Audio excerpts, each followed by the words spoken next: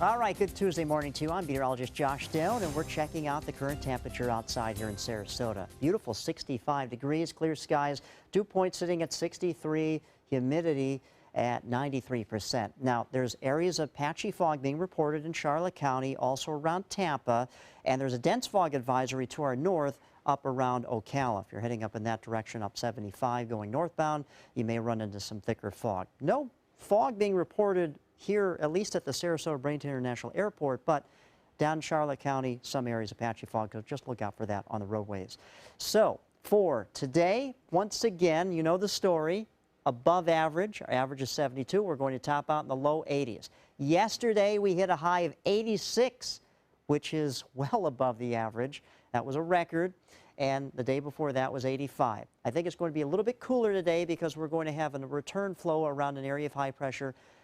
Return flow around is going to be coming in from the Gulf of Mexico, so an onshore flow rather than an offshore flow. Offshore flow tends to bring warmer air. Onshore flow, a little bit cooler. That's why our temperatures just be a tad cooler, but not by much. We're still going to be above average. There is a cold front approaching from the northwest. This will happen on Thursday night into Friday. What happens on Friday? Breezy conditions and much cooler temperatures. Some people will embrace that, but for the time being, let's enjoy these comfortable temperatures or nice above normal temperatures for the next at least couple of days. All right, tight radar showing nothing on it. There could be some sprinkles this afternoon as some of these clouds passes by, but I think for the most part the radar will remain very quiet today thanks to high pressure and control. Mostly sunny to partly cloudy skies will be in our forecast, and then you notice the clouds start to make that shift coming in from the west, and that's that area of high pressure. I've been talking about this for several days, been in control of the area, but the winds around it have been coming in from the northeast and the east.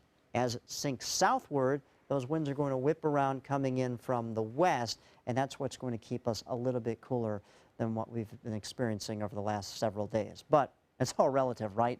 Cooler, low 80s instead of mid 80s. Now, vigorous storm system up to the north. You can see the cold front stretching all the way down here. This is not the one that's going to affect us because it's going to basically stall out and wash out in northern Florida. But this has also been responsible for causing severe weather in the southern states while it's been producing some heavy snow up here to the north. Airport delays, not much of an issue, so that's good as far as traveling goes. Maybe having some family come down to visit you, no problems there, at least for this morning.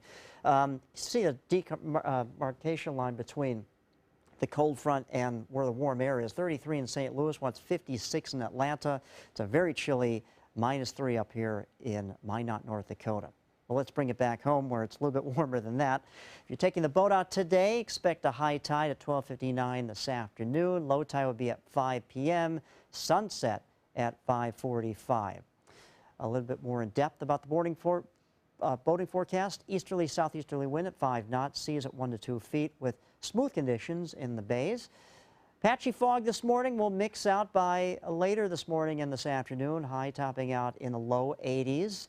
And then here come the changes. As this cold front approaches from the northwest, it's going to pick up the winds and then drop our temperatures. Look at the high on Friday, 64 degrees, well below the average of 72. But then we rebound nicely for the first day of New Year's of 2017, which will be Sunday with a high 78.